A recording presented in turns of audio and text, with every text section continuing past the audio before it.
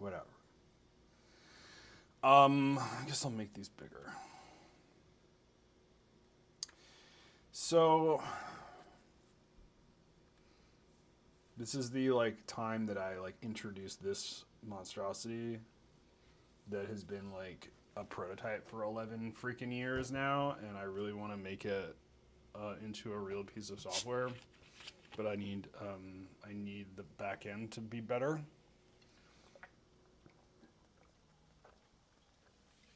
So I went and I made one, and it's this thing called Intertwingler. And actually, this planning tool is planning the the actual. It's like, I mean, this is sort of something that I decided that I would figure out, or I would sort of set as my like short term objective, is to move all the like bug tracking business of Intertwingler itself and all of the design stuff into this tool that's like running on top of Intertwingler. And so one of the things that this thing needs, it's like basically Intertwingler, well, I mean, Intertwingler is an application server, more or less. And it affords, it's kind of like, it's a lot of things. I mean, it's designed to make like really densely linked websites. Like that is what Intertwingler does, and you can see like this is very densely linked. I have found just like using the regular kind of MVC framework. This is what this is on top of. This is on top of an MVC framework. I barely use any of the MVC stuff here, but like if I was trying to do this with like an SQL, I mean it is actually using an SQL backend, but it's using an SQL, an RDF store with an SQL backend, so it's not even using like SQL directly. But like if you were gonna try to make something like this with like the conventional way that you make a freaking website from like a database and MVC framework, it would be so much code and take so long. And so one of the things that Intertwingler does is it makes it like dirt easy to make stuff like this. When there's no like there's like a category of web app that has like it's like nothing but data, and like you need, and part of the reason why this thing, because you want to be able to make it like connect arbitrarily, arbitrary things to arbitrary other things, and like that kind of thing is just not conducive. The regular way that you make web stuff is just, it's not conducive to that.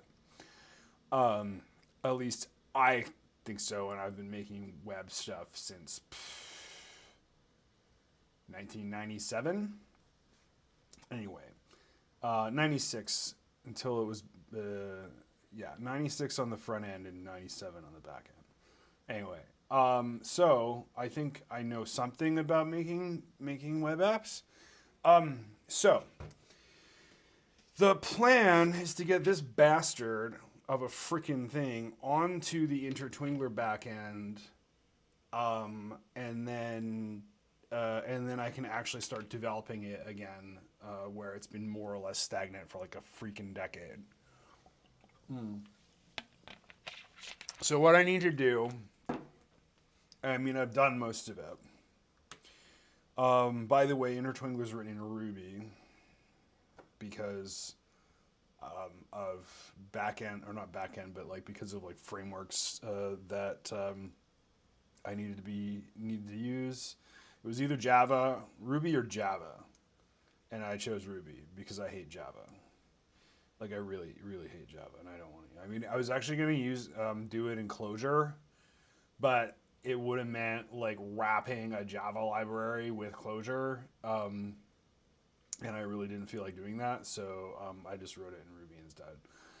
But where are we here? So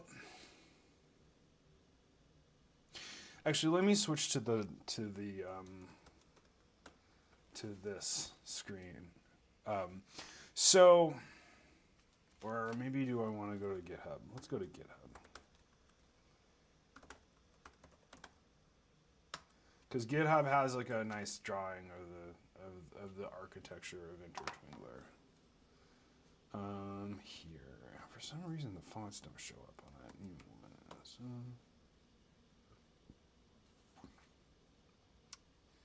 Oh, good job, guys. Jesus.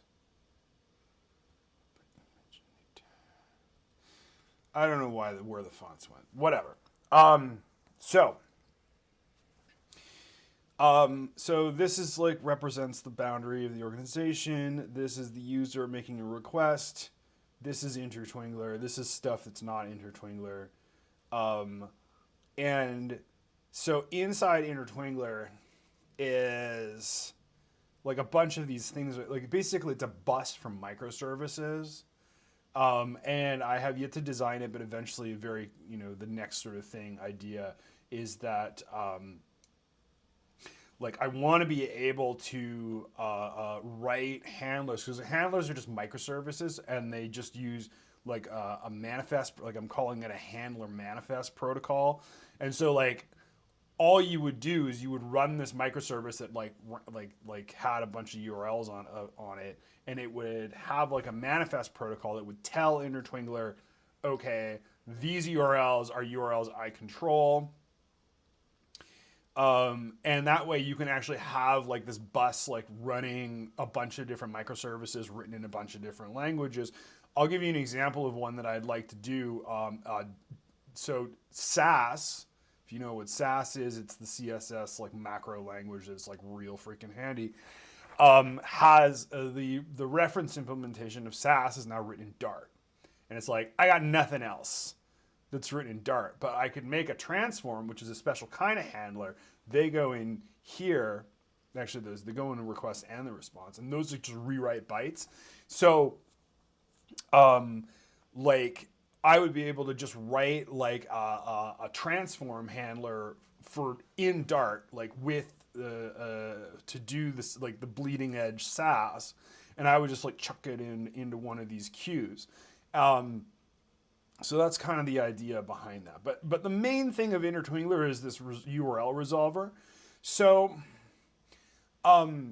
like the main thing that Intertwingler does, I would say, like the other stuff is like convenient. Like it's awfully convenient to have like a microservice bus, but especially one that you can aggregate like different things. But like the URL stuff, like it was important to me that the URL like the problem like with URLs on the web is they're like brittle as all get out. Like they're super brittle. They break all the time. Like link rot is a real problem.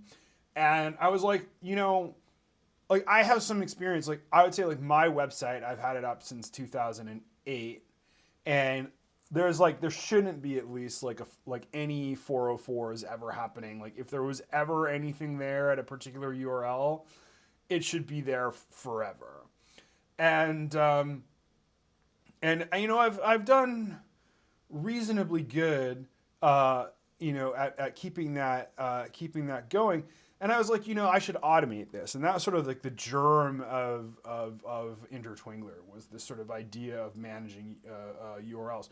But one of the things you can do when the URLs are much more robust like that is you can start like doing a lot more what's called transclusion. Transclusion is just, it's a Ted Nelson term for being able to sort of seamlessly drop a piece of content into another piece of content. And that's super handy. So, that's super handy because it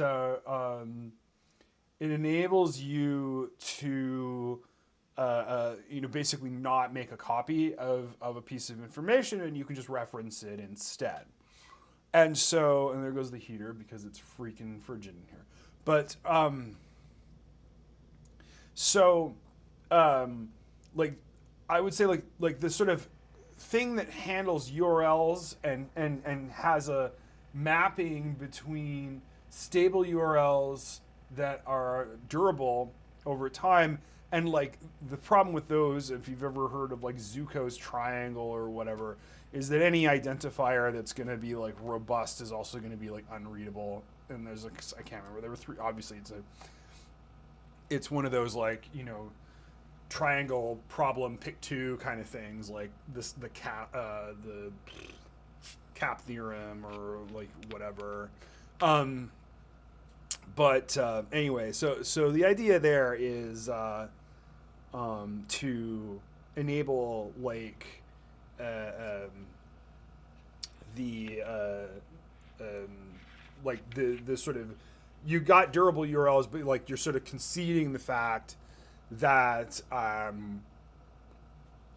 that like sometimes you're going to want to rename them. Well, it's like, okay, well, if you're going to rename them, then like at least remember what the old one was. And if you're going to remember what the old one was, like you could just have the computer do that, you know. And that's more or less like what Intertwingler does, like at its core.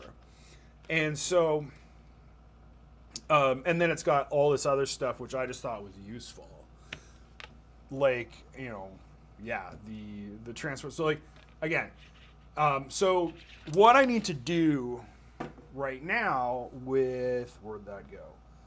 This guy, and this is a thing called IBIS. I've talked about it a million times. You've got three classes of entity. You've got issues, which are things in the world you need to do something about. Those are the pink and red. You got positions, which are like specific things you want to do about the thing that is in the issue in the world. And then you got arguments, which are the blue guys, which are like why or why not. And then you just like build up this whole structure. And it you can do things like, oh, because, you know, we like it's oriented so that like whatever's in the center is usually like a high level thing, and then like whatever's in the edges is like a real like low level technical thing. Yeah. And then it you know, it moves around, and the idea is like with that is it enables you to sort of like, oh yeah, I'm clearly in the weeds here. So this is the IBIS tool. IBIS stands for Issue Based Information System. It's a thing from the 60s. They used to do it on index cards. It was like, yeah. And I guess it never really caught on because it's a humongous pain in the ass. There's like, so there are a lot of these tools. Like if you go looking for like IBIS, like there are digitized versions of the IBIS like tooling, you know, they go back to like the 80s. And the thing that I think makes mine special is that it has been designed from the ground up to be for data exchange. So the actual state data, like 100% of the state data is downloadable. It's RDF, so you can just download it and load it into something else if you wanted to. That's one thing. And the other thing is it's permeable. So there's like, you know, other stuff that can come in and out of it, and there's like more to it than just like a pretty picture, which would be like what you would normally be doing if you were doing some kind of project planning a lot of the time. And so the other sort of things are kind of philosophical about it, like so there's a quip from Christopher Alexander, his PhD thesis, where he's like, you know, designers will agree on whether a particular design concern is valid, but they will disagree on how important it is. And the idea here is it costs you freaking nothing, practically, to type something into this thing and like hook it up to another thing. And if it's like not important, just ignore it. But you'll find actually when you start hooking things up together that things are, you know, important indeed. Like that was the whole thing about Alexander's PhD thesis. He's like, you should organize projects by like the topological structure of like the way that the thing actually is, as opposed to like how we think about we're going to put it in this category and like we're going to cut it up into arbitrary categories. And there's like good reasons to heed that, which is why I made this thing. So we can go back to this in a second. Excusez-moi. So one of the things that's interesting about this kind of design, this kind of thing is like I'm using RDFA in the HTML, and that's actually how I'm doing all of this CSS. Like that's how I'm coloring stuff. Because the CSS is like crammed full of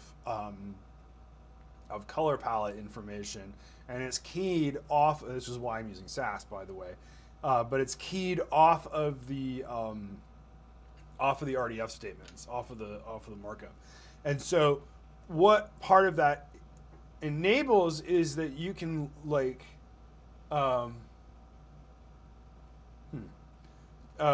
you can put stuff in the in links, and because the links are semantic, you can pull that out. You can go like, oh well,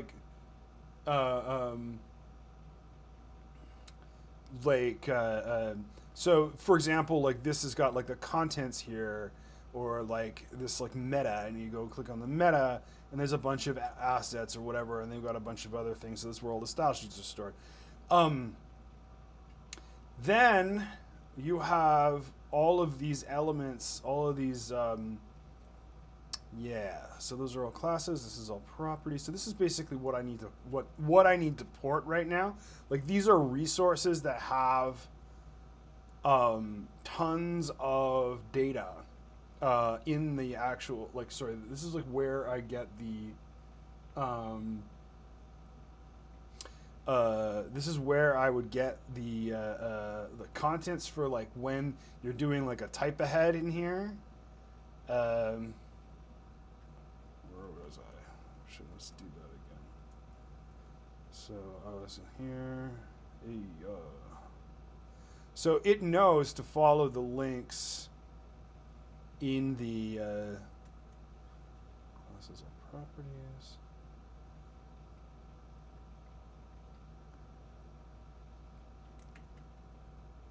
Yeah. No, that's not very interesting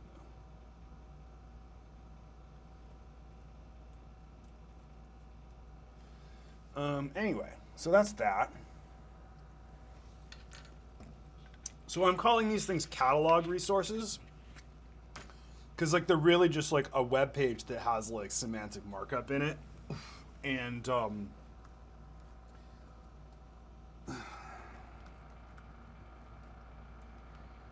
just a second, girlfriend.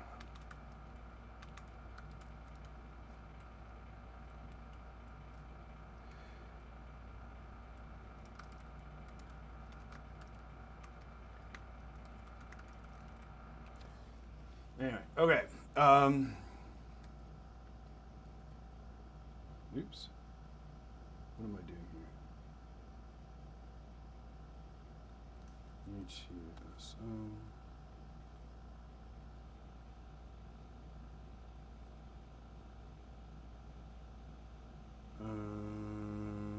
just gonna not.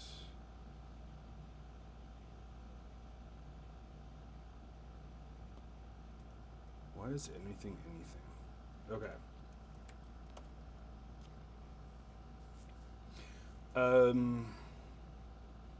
So now one of these things.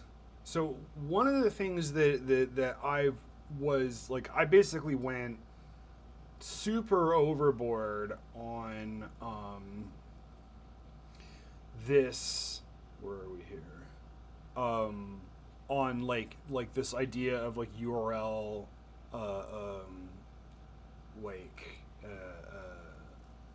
durability, and I was like, you know, we really need to do a solution for like query parameters as well.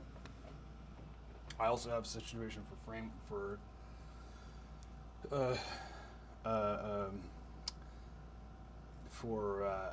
fragments, but that's a different story. So I was like, yeah, we need something for query parameters. So like back in the is this it?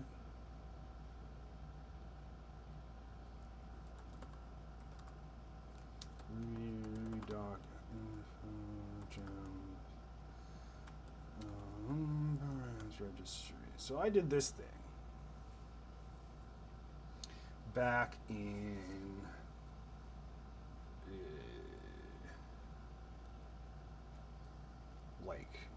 I think I made one in like 2013. I made one in the Ruby one I did in whenever 2023, I guess is when I wrote it. Good job, me. I don't know if there's like anything interesting in here, but we'll find out.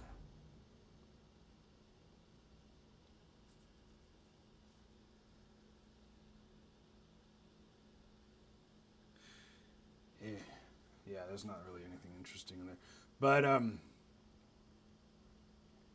what the parameter registry does is it does like enables, well, first of all, it does all the parameter validation ahead of any sort of thing that handles it. So you can make like the handlers, you can actually make dumber.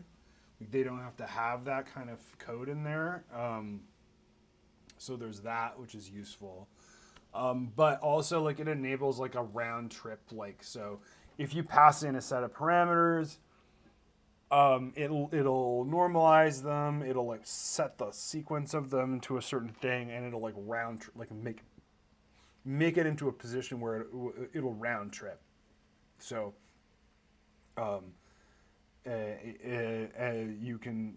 the idea for that is so that the footprint of like active URLs that are out there in the world, like even the ones that have parameters, like is no bigger than it has to be. Like it's going to be, and the reason for that is because when you're comparing URLs, you're actually supposed to compare them bit for bit. Like you're not supposed to necessarily, like you're not supposed to guess at, oh, should there be a slash here? Oh, like, should these parameters be in different orders? Or like, oh, like, what if this parameter has an empty, is just an empty string, or like all that. So like what the parameter thing does is that. Now, I needed, so I was like, this is something that I wrote around the same time as I wrote that prototype tool. But I wrote in Perl, so I had to write another one in Ruby, and I did that, and that's fine.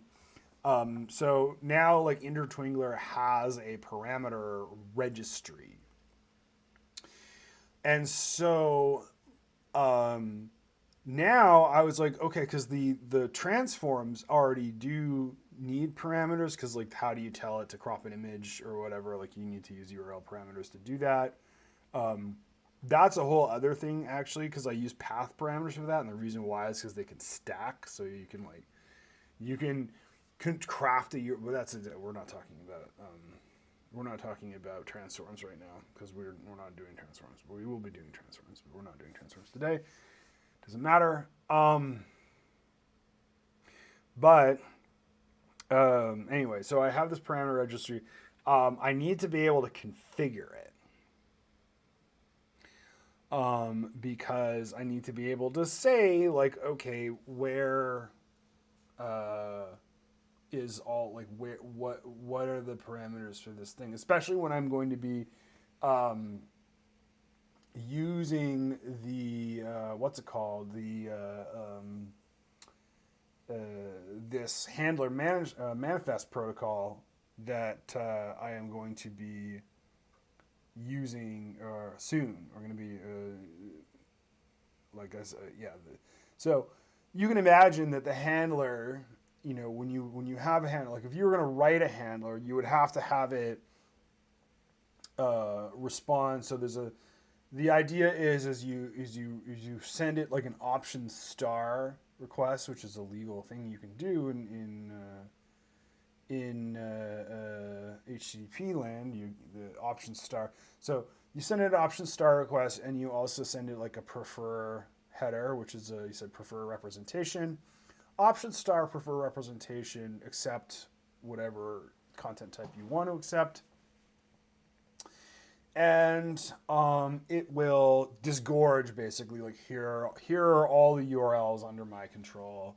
And then it's going to be like, here are all the parameters. And the idea is like, since a parameter has semantics, You know, it's got a data type. It has like a cardinality. It has all this shit that you gotta that you know, are gonna need in order to configure it. It's like, well, that's where the configuration is gonna go. It's gonna go in this handler manifest. We're not doing the handler manifest, but we absolutely are doing the configuration. And now we're like trying to read the configuration off of the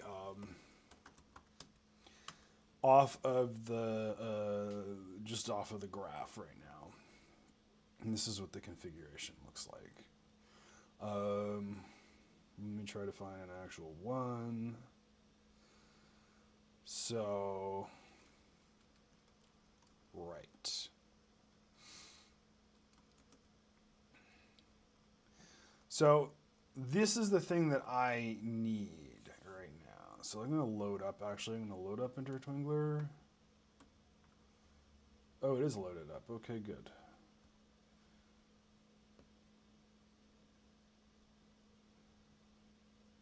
This is going to be boring. Okay, still don't understand why it's doing that, but that's fine. We can just turn off the, oops, that's not turning it off though. I'm going to turn it off.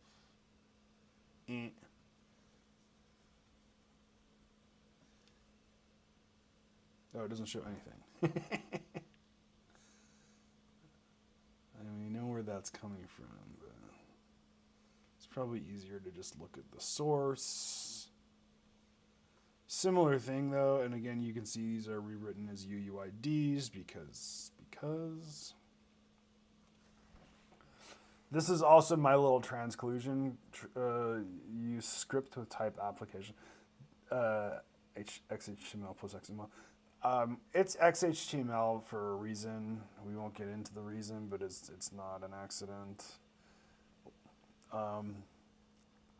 So what I need to do is I need to put the thing that goes in the links here. And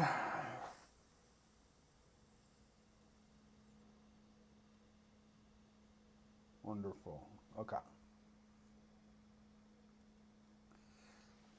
So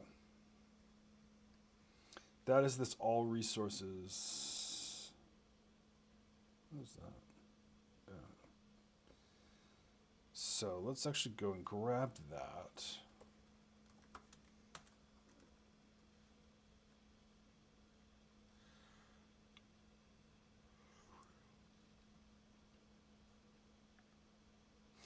We haven't done any of this yet. What are we?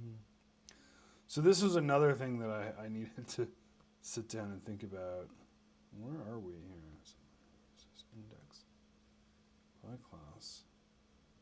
Is this it?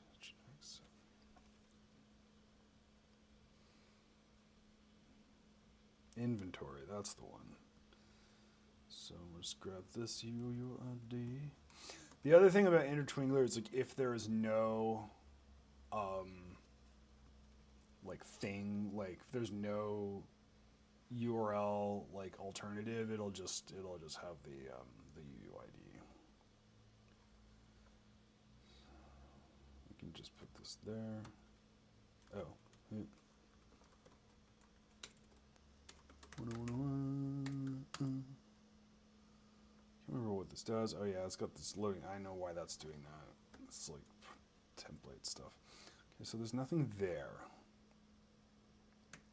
Right, because we just finally, oh, you know what we need to do? This is the thing we need to do. We need to get the configuration loading properly out of the graph. So that's what we got to do first here. That was like what I was in the middle of doing, and then I can't remember what anyway.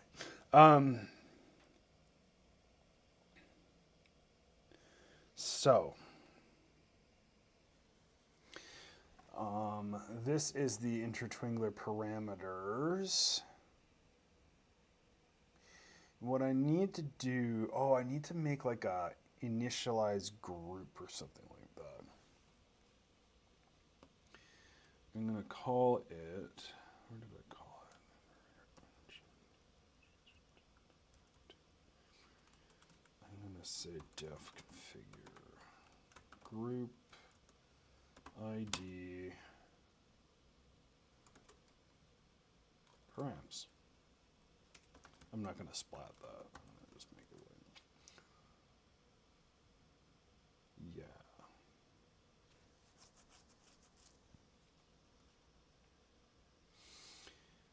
And then, where's my brain? Where is my brain? So, this is the configuration that it needs to read. It's got to read, and like, for some reason, it's just not doing this right. So,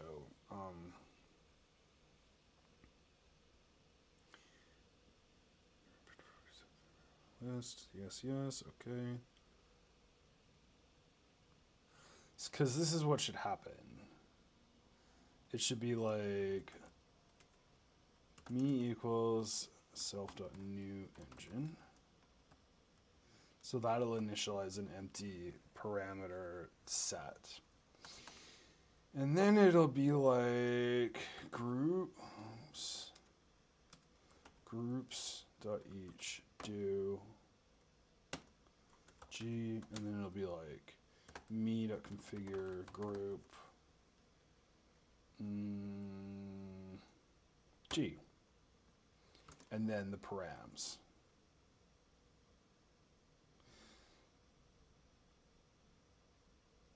Yeah, unless we want to do that in that. And then we just return me. Yes, okay, so that's... See, I like...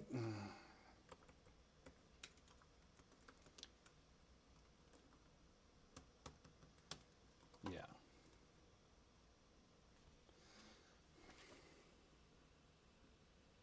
And that will automatically configure the that will automatically suck in the parameters if I do that, because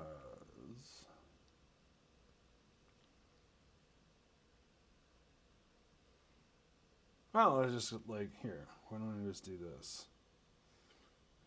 Refresh. So this is dumb.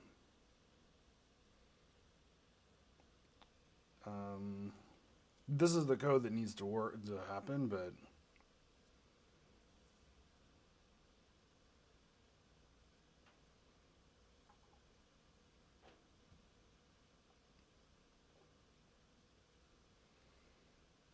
maybe that's just what.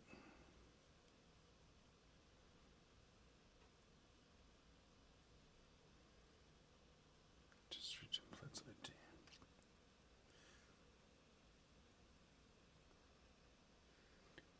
Oh, no.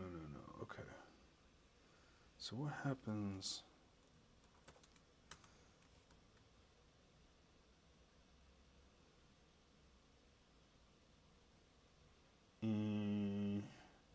When I assign the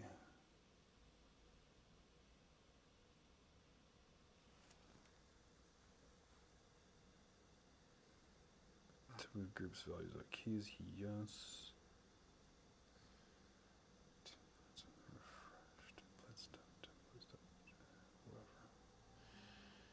Process group class new self ID templates spec. So it does expect a spec.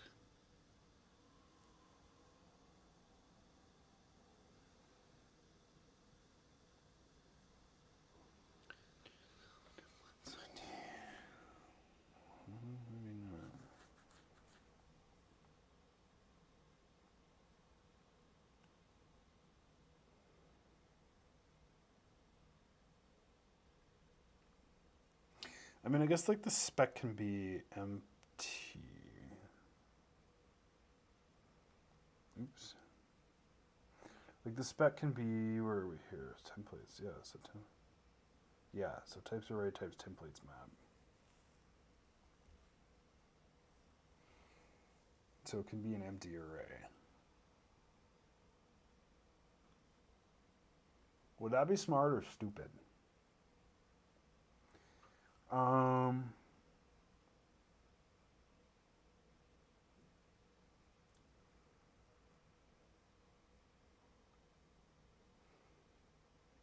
Like, I'm just sort of thinking, like,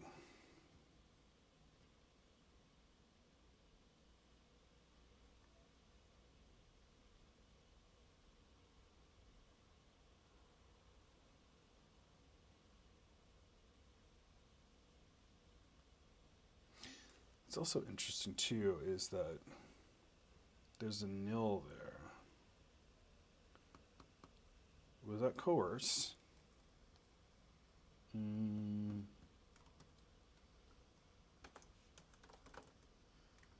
Acquire. Jeez. Oh, that's going to take fucking forever. Yeah, no, we're not going to try that. No, we can do that, actually.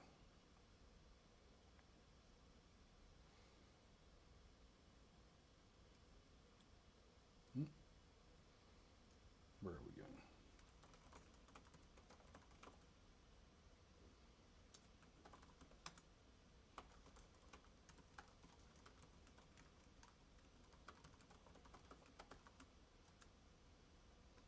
Right. Registry types. Alright. Undefined. No. Okay, so it'll just turn nil into an empty array. I needed to check.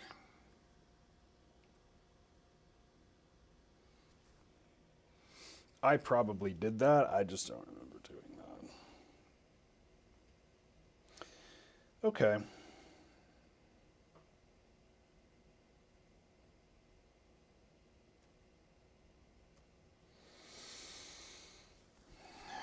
So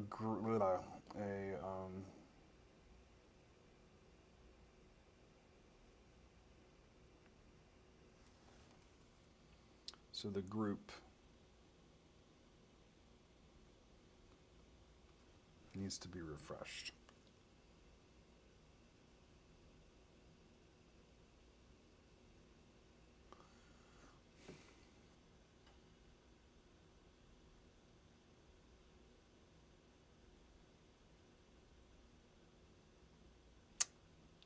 I'm just trying to think, like,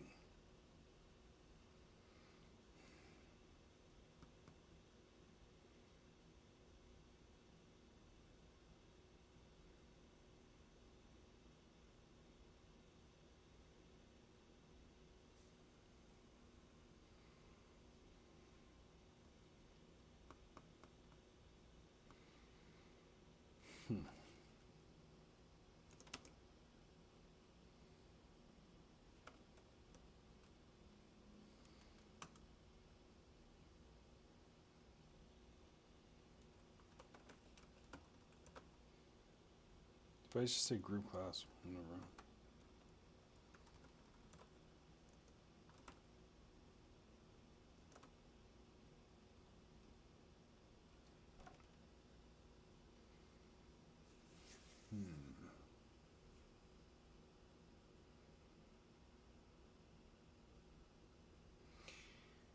Yeah, I don't see.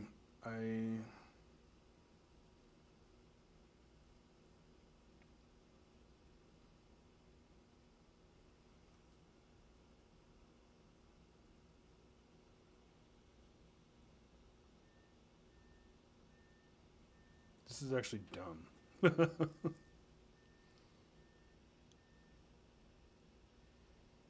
Maybe I actually should.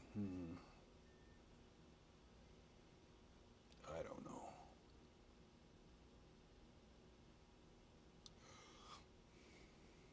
Because I don't necessarily want to assign it.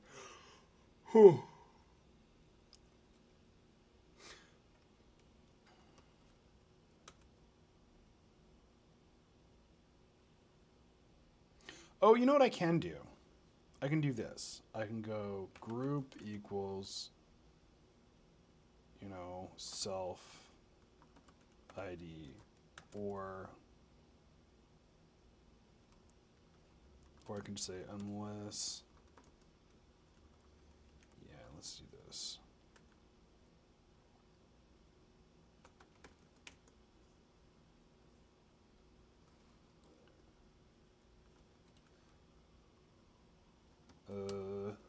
This is dumb. I should have done something less stupid.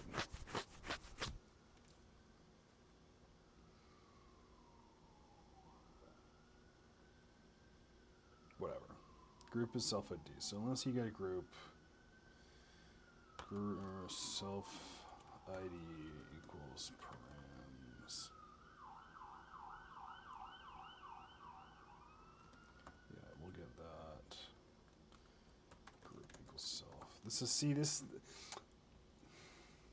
One thing that I do not like about Ruby's like weird like assign or over thingies is like the return value of this is whatever you put in the thing. So if I go like group equals self ID equals params, this construct will just return, it'll assign params to group, which is dumb. I mean, I guess you can't really do anything about it now, but like it seems to me like that's so what I have to do is I have to do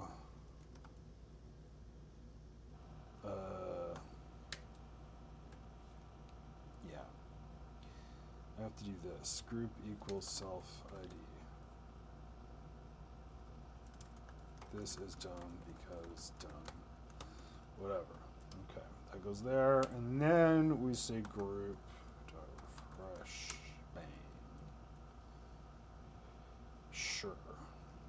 That should do it. Should we find out?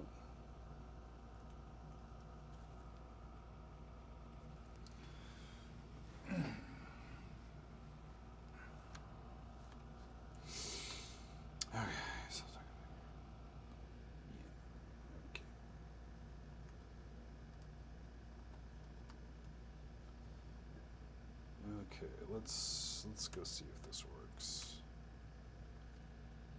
Get out of here.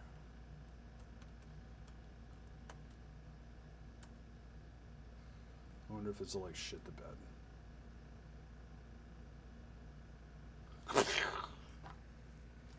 This takes forever. Forever. Oh yeah. What are we doing?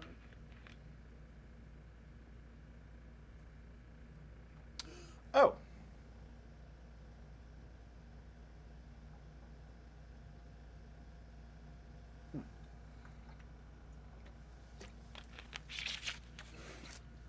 So it blew up. It blew up in a stupid way.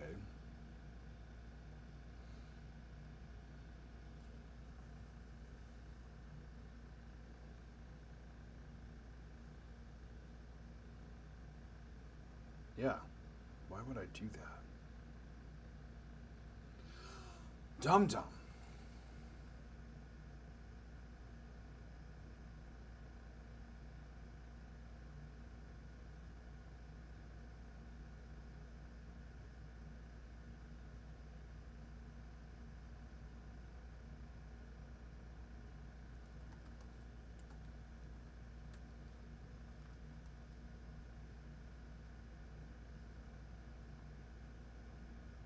If that's... See, this is the thing that's...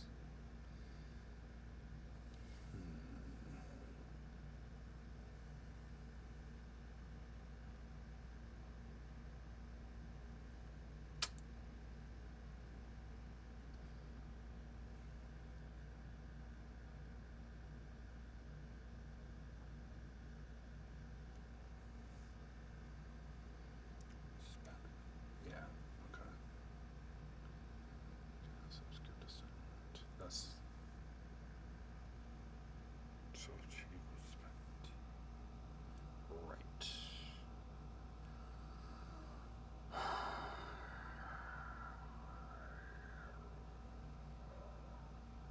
Yeah.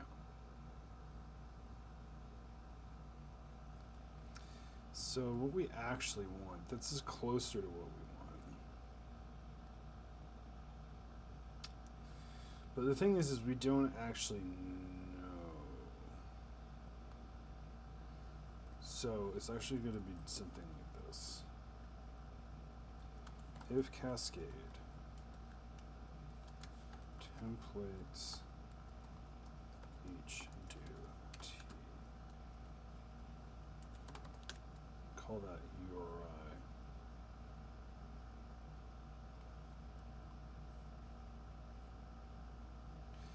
Oh God, see.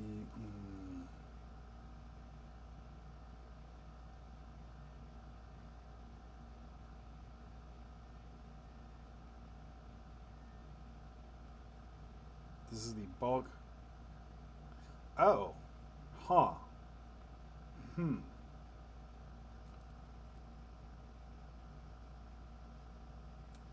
minute.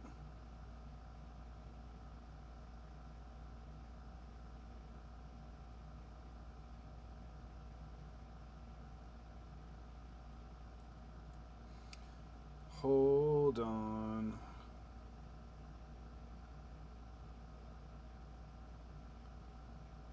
Ugh, see, this is why I don't like these overloads, because I'm like, ooh, duh.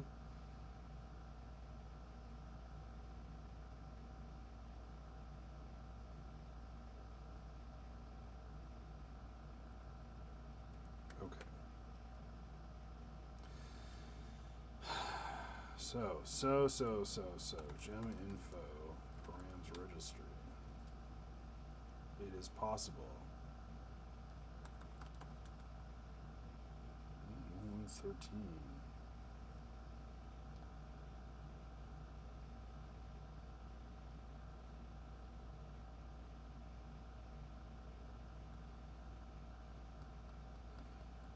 That's interesting.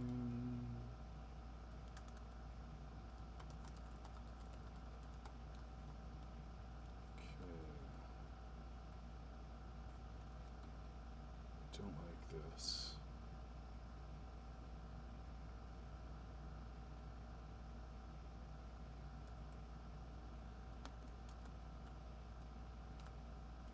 Well.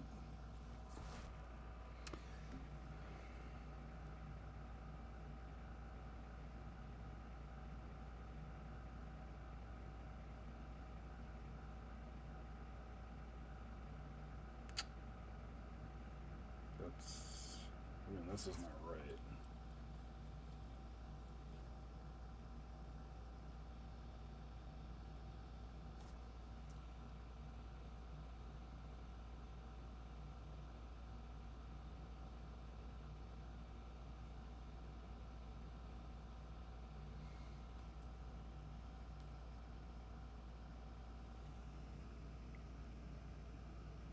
Oh no, it is. Sort of, maybe.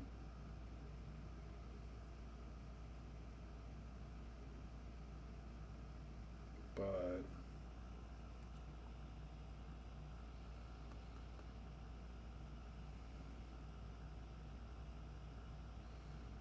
see. Okay, we'll just destroy.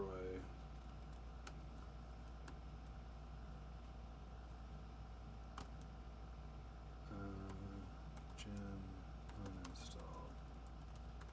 Let's make sure this is freaking. Fuck it, we'll just do them all.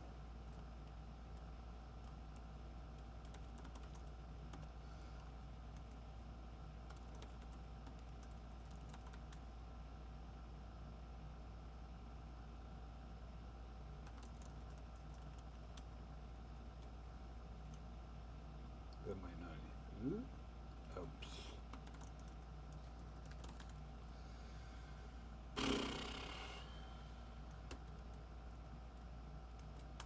Now let's see if it works. It's entirely possible it was just using old code. They didn't have that assign operator. Oh no.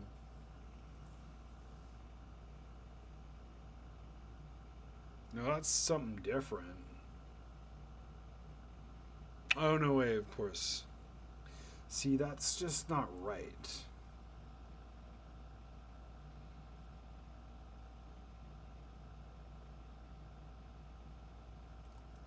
Okay, I'm just gonna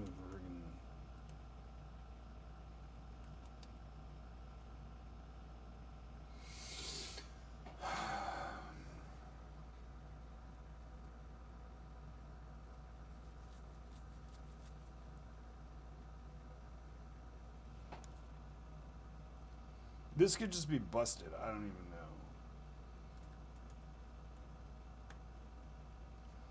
Let's just do params.each. URI. Self. Do.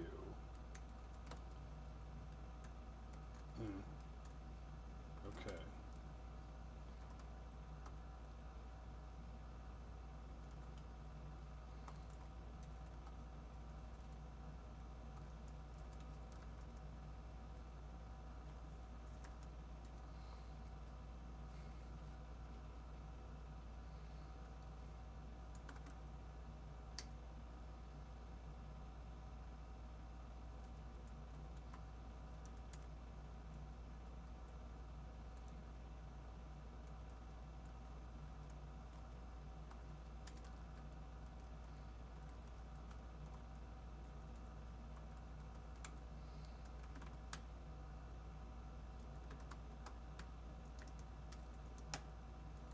Oh, self URI.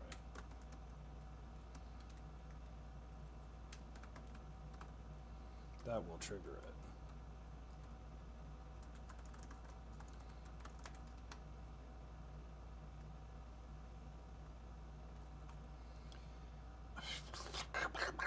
Stupid. Okay.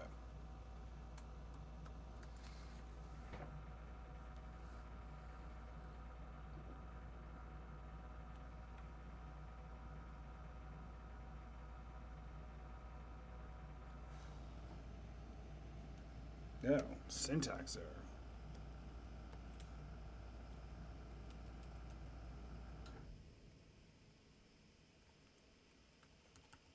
Crazy. Kind of crazy world are we living in? What is this end block? What is the end block for? Oh, that is the actual. Okay.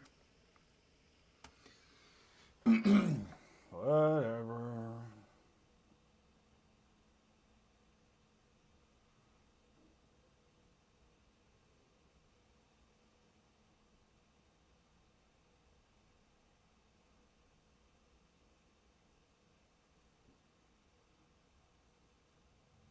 Good job, Internet. Oh, it's doing it.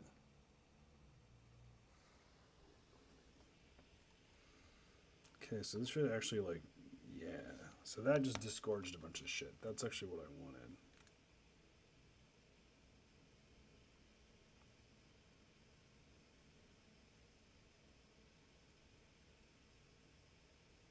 Oh, fuck yeah, doggies.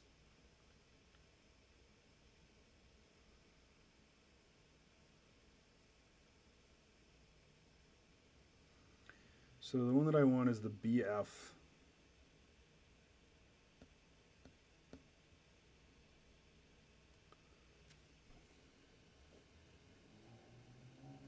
So a bunch of these are empty.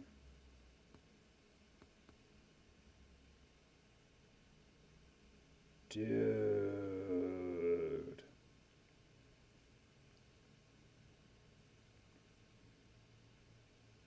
Yes. Okay.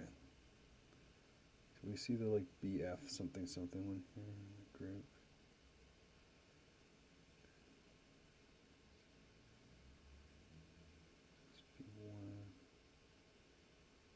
So it's not even in here. What the hell?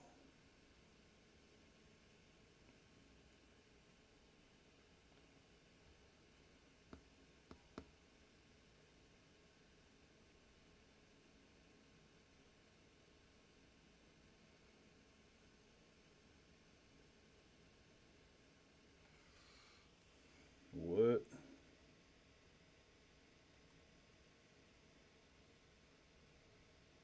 This is 68, so much of this shit is just freaking.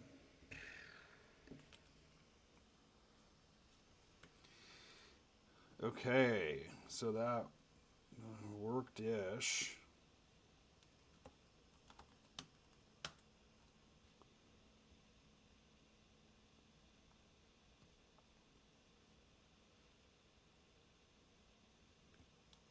BF, right? Okay.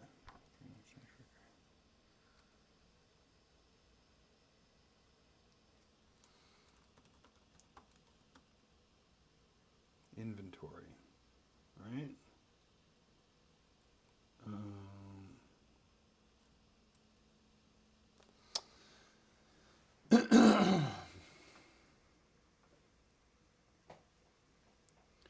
So it should have been in there, and if it's not, I'm a dum-dum.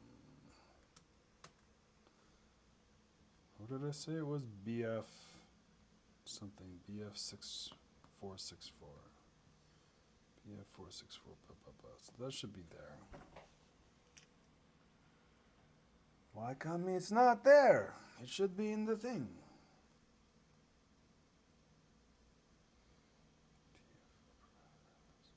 I feel like... Oh my god, I'm stupid. I know why it's not there. Okay. I know why it's not there. I know why it's not there. Intertwingler. RDF. Bye. Let's reload it.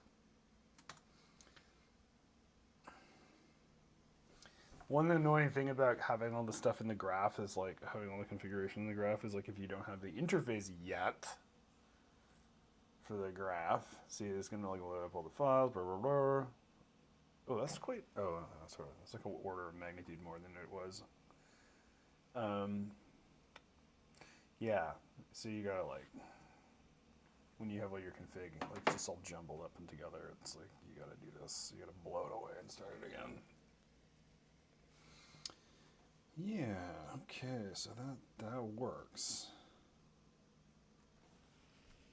There you are, BF464. What? Yeah. That guy. That's the one. That's the one we want. And when I load that, it's gonna.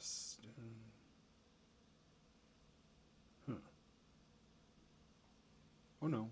Wait. You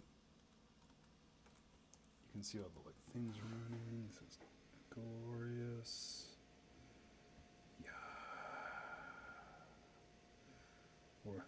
Yeah. The thing about this debugging tactic by freaking log file, like don't even start. Is you're like, where is the warn? Where is the warn that is making this come out like this? Like I can get rid of it now. Where is it? I don't know. It's gonna be a whole process to get that, find that, dig it out. Anyway.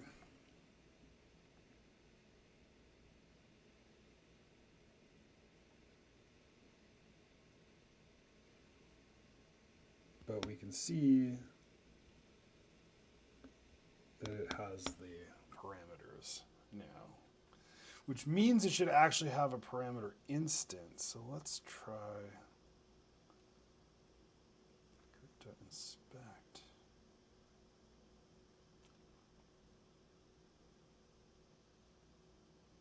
Oh, that's just the registry, right? So I need to get just the group process. I need to look at that again.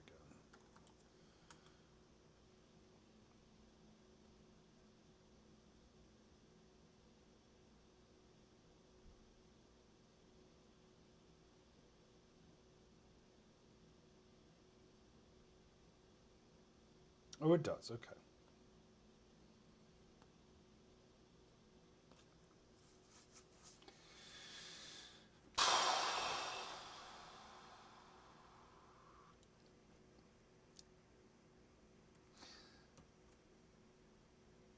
So I kind of, well,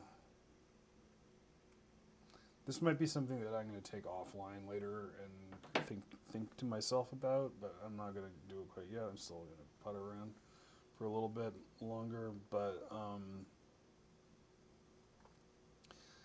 so the way that you would do this is you would say like group.process params.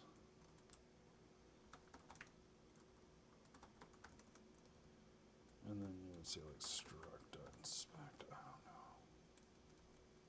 Maybe. Let's see if that blows up. Actually, let's go digging for the warren that is causing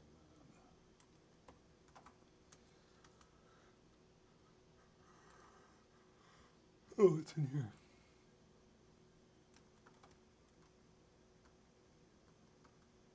No, there's only the one warning come. Okay.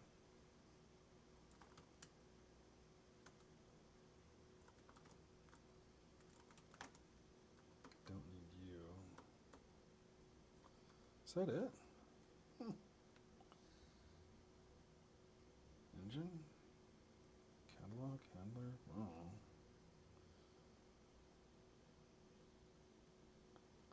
See if we're gonna have to like figure out where the hell.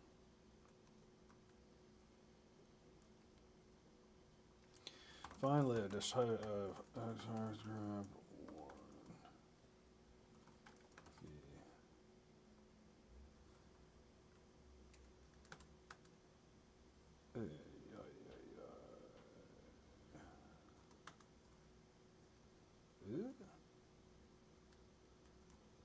X is the everything app, you guys.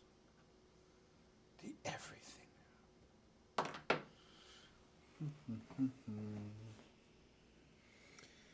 Oh, that can go away. We don't use that anymore. Document. CLN.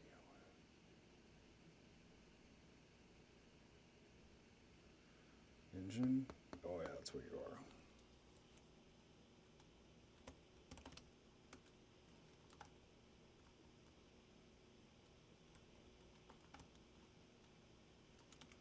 We can get rid of you.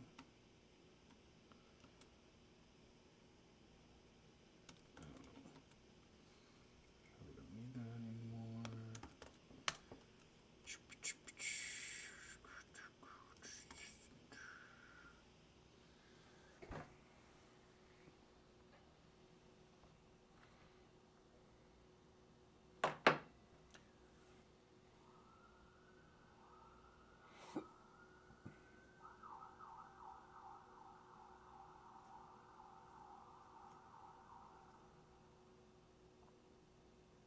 Takes so long to load. Okay, so it's like less chatty now. Okay. Still doing that. I don't know where that's coming from. Params registry instance. Content column. That's interesting enough.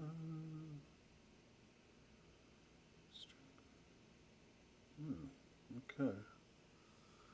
We did it. There's a params registry instance.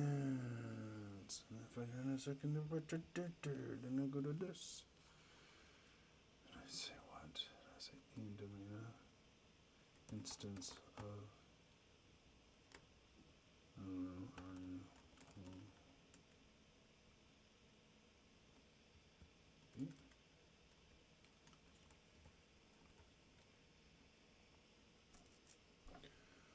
oh shit, there you go. Oh my god, that is so beautiful to see. Whoa,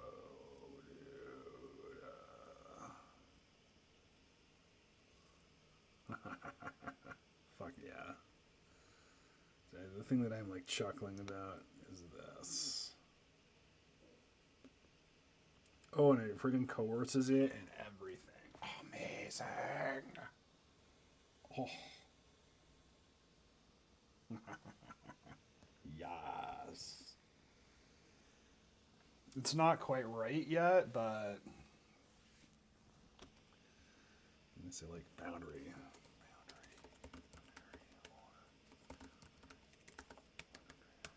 This is gonna need to get. Okay.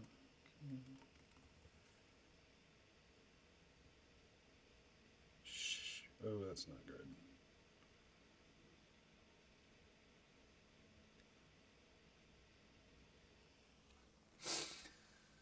I wonder why that's the case. It says 1.2. It should be 1.100.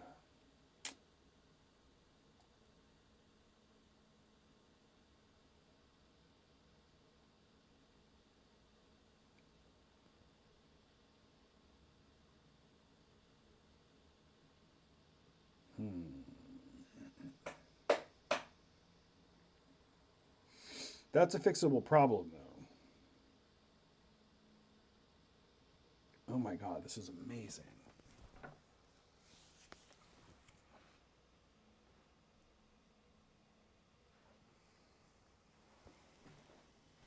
This is going to be a lot to clean up, but we are here. We are like what I have done and what I have just demonstrated. It's this bit right here.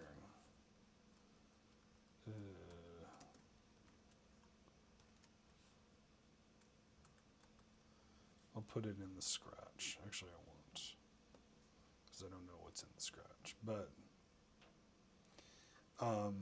yeah, it is that little bit right there is the thing that we care about.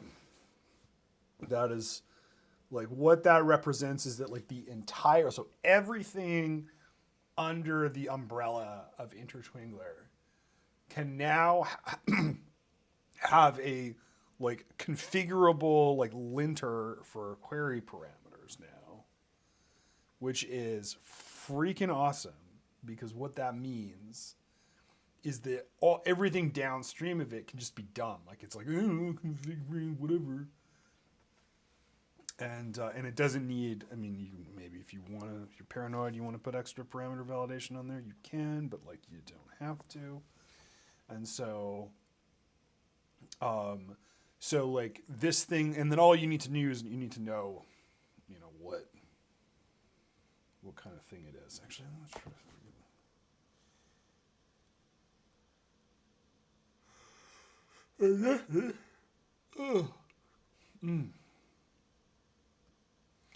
Oh, that's not the registry. Oops. Instance.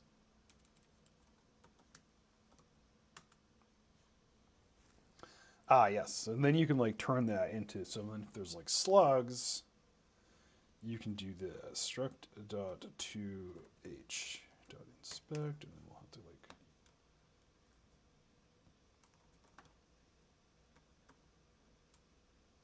not you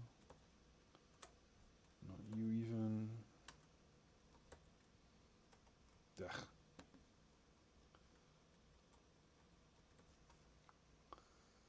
Engine? I don't know.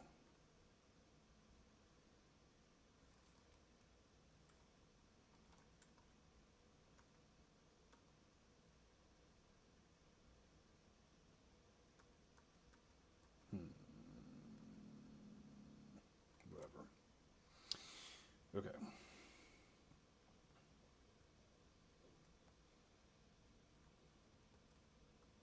Hey. Try this again. I don't know why it's like, you know, the range thing is wrong, but it's fine. We will fix that.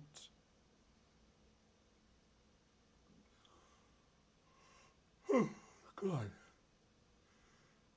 You are getting tired. Amaze balls.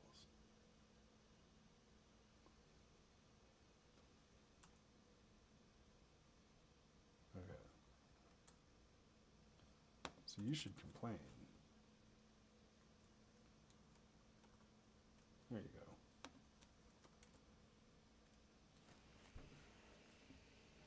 Yes. Yes, yes. So that actually makes a. Well, actually, if you want the thingies,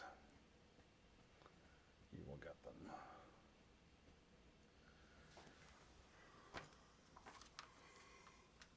Oh, the slugs. Okay, so that I believe is good for now. It's 11 o'clock, 23:04. I'm gonna go read a book or something. That works. I'm glad. All it took was like 2 hours of mostly not coding. Okay.